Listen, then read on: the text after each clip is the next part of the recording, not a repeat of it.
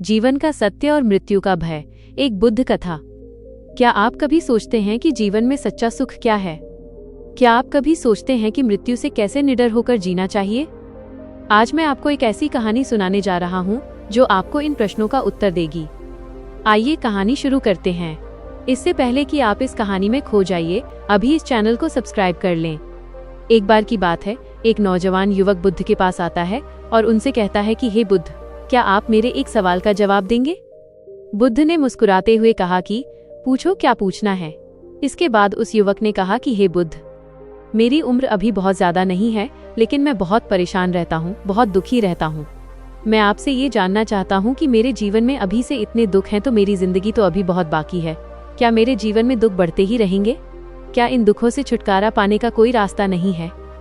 यह सुनकर बुद्ध कहते हैं कि कहाँ है तुम्हारे दुख? मुझे तो दिखाई नहीं दे रहे। यह सुनकर वह युवक कहता है कि हे बुद्ध, दुख तो मेरे अंदर है, मेरे भीतर है, वो आपको कैसे दिखाई देंगे?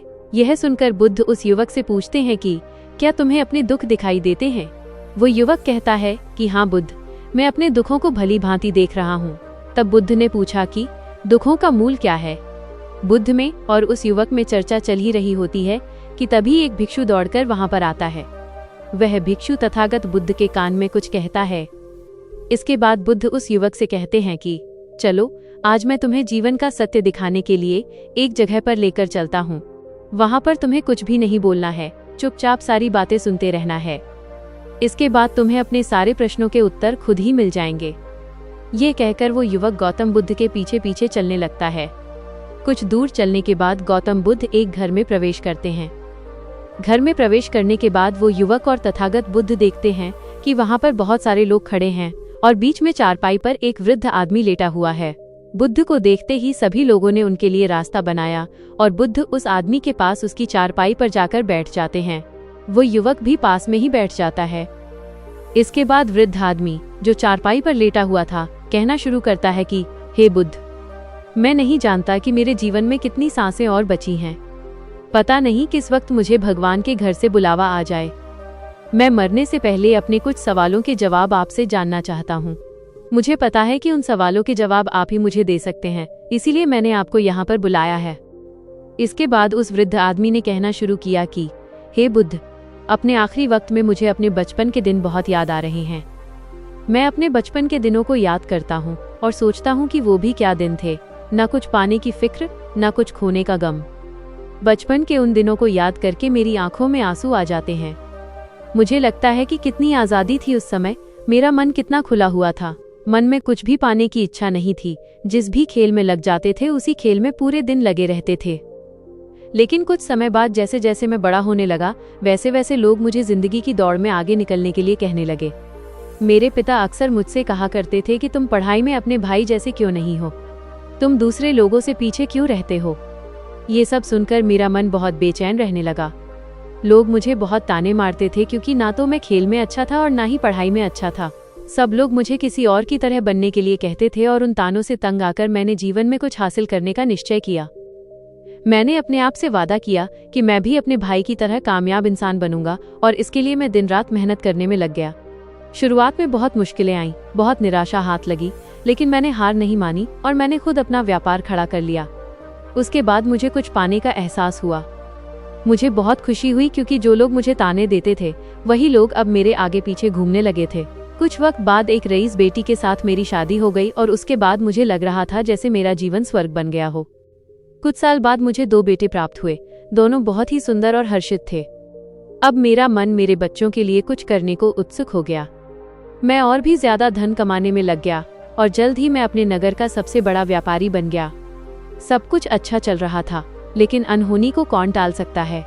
एक दिन अचानक मेरी पत्नी मुझे छोड़कर चली गई। इससे मुझे बहुत गहरा सदमा पहुंचा।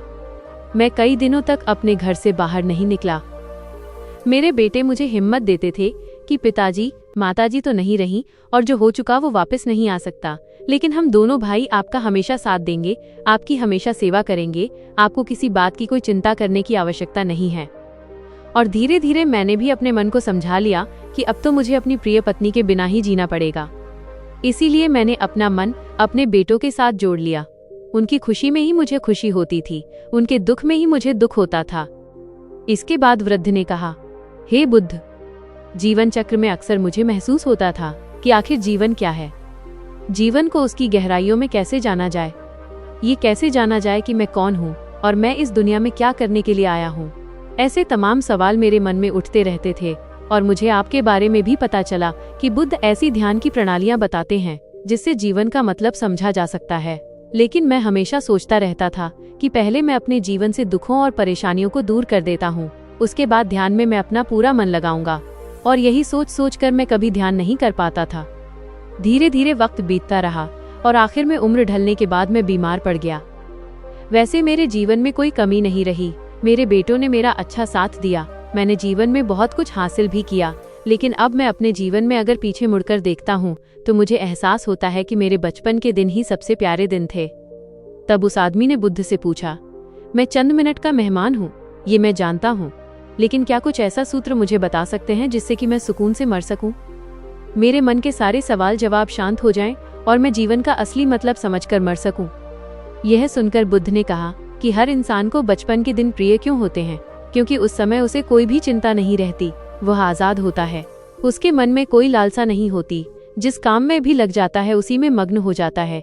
लेकिन जैसे जैसे इंसान की आयु बढ़ने लगती है वैसे वैसे उसकी इच्छाएं, उसकी कामनाएं दिन ब दिन बढ़ती जाती हैं और इसीलिए अक्सर इंसान भविष्य की तैयारी में लगा रहता है या फिर अतीत के बारे में सोचता रहता है और वो वर्तमान में जीना भूल जाता है। वहीं अगर हम किसी छोटे बच्चे को देखें तो उसके लिए कोई भविष्य या कोई अतीत नहीं होता, उसके लिए बस वर्तमान होता है और इसीलिए वो वर्तमान में पूरा आनंदित होकर रहता है। तुमने अपना पूरा जीवन अपनी कामयाबियों, अपने बेटों, अपनी पत्नी और अपने भविष्य की योजनाओं में ही बिता दिया और तुम हमेशा यही सोचते रहे कि पहले मैं अपने जीवन को व्यवस्थित कर लेता हूँ और उसके बाद सत्य की खोज करूंगा, उसके बाद ध्यान करूंगा। लेकिन हम ये भूल जाते हैं कि कल कभी नहीं आता, भविष्य की योजनाएं कभी पूरी नहीं होती। जब एक योजना पूरी होती है तो हमारा मन दूसरी योजनाएं बना लेता है और इस प्रकार जीवन चक्र चलता रहता है। और अब आखिरी समय में जब मृत्यु तुम्हारी शैया पर लेटी हुई है तो तुम्हें एहसास हो रहा है कि मैंने जीवन में कुछ भी हासिल नहीं किया। अब तुम्हें लग रहा है कि जो भी तुमने किया उसमें से तुम एक सुई भी अपने साथ नहीं ले जा सकते। अगर यही बात तुम उस वक्त समझ लेते, मृत्यु कभी निश्चित होकर नहीं आती, वो तो कभी भी आ सकती है। अगर ये बात उस वक्त तुम्हारा मन समझ लेता तो तुम उसी वक्त ध्यान और सत्य की खोज में लग जाते। तुम कोई ऐसी चीज खोजने की कोशिश करते जो तुम्हारे साथ जा सके, जो तुम्हें परिपूर्णता से मरने का मार्ग दिखा सके।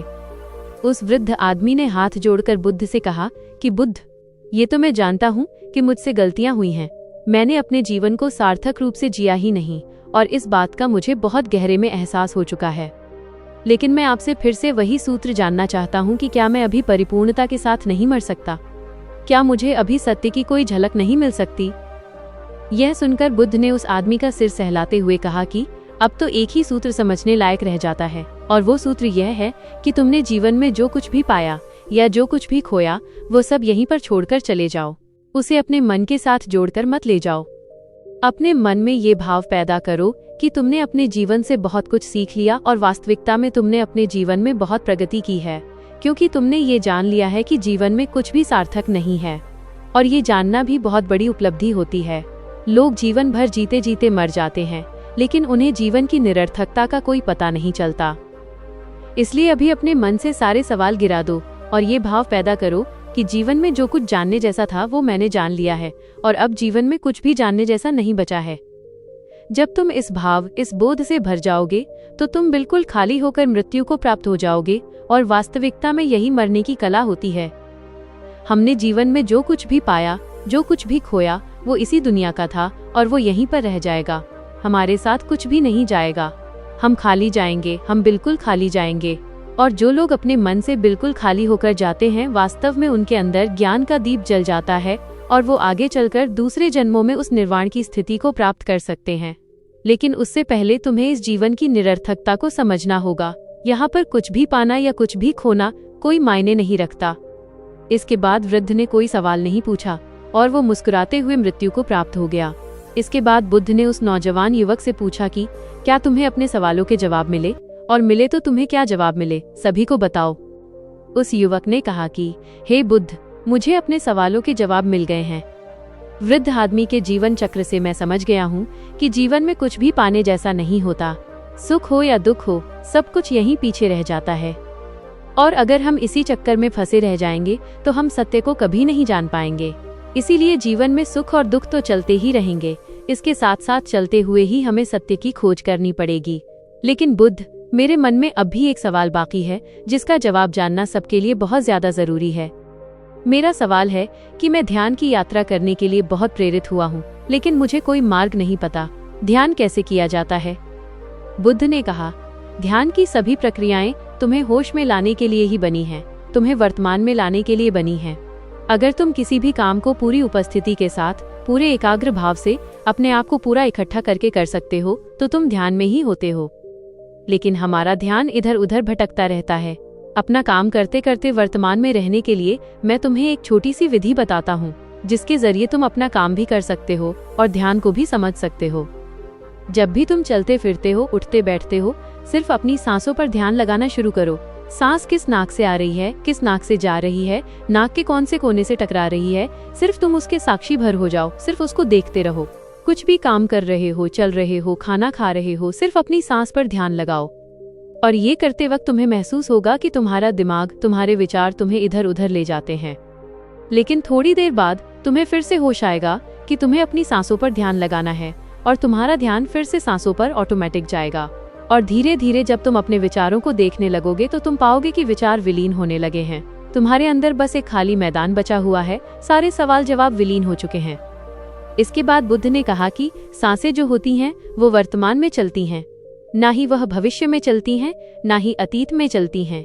वो वर्तमान होता है, वही वर्तमान स्थिति होती है। और जब तुम अपनी सांसों से जुड़ जाते हो तो तुम वर्तमान में ध्यान लगाना सीख जाते हो, क्योंकि सांसें जिन पर तुम ध्यान लगा रहे हो वो वर्तमान में चल रही होती हैं। इसके बाद धीरे धीरे कदम दर कदम तुम्हें ध्यान का खुद ही एहसास होने लगेगा। फिर तुम जो भी काम करोगे उसमें तुम्हारा पूरा चित्त लगा होगा। तो शुरुआत वहीं से करो जहां पर तुम हो। यहीं से अभी से अपनी सांसों को पकड़ना शुरू कर दो। तो दोस्तों, कैसी लगी आपको ये कहानी? कमेंट सेक्शन में जरूर बताना, और अच्छी लगी तो इस चैनल को सब्सक्राइब करना मत भूलना। तो मिलते हैं अगली कहानी में, तब तक के लिए अपना ख्याल रखें।